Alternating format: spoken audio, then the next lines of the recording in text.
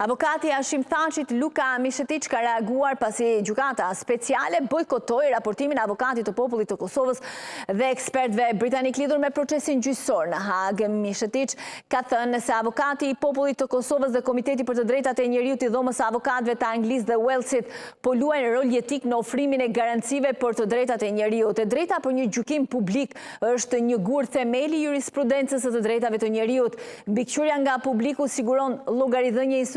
duke i mundësuar publikut të monitorojë prokurorët dhe gjykatat në mënyrë që shkeljet procedurale dhe materiale të mund të identifikohen dhe korrigjohen, ka shkruar Mishetiq. Ai ka pasur kritika për organizatat prestigjioze si Human Rights Watch dhe Amnesty International, duke thënë se shpesh këto organizata ndryshojnë qasjen në nivel ndërkombëtar dhe përfundojnë duke mbrojtur vetë institucionet, ndërkohë që në vazhdimsi mbrojnë të drejtat e të akuzuarve.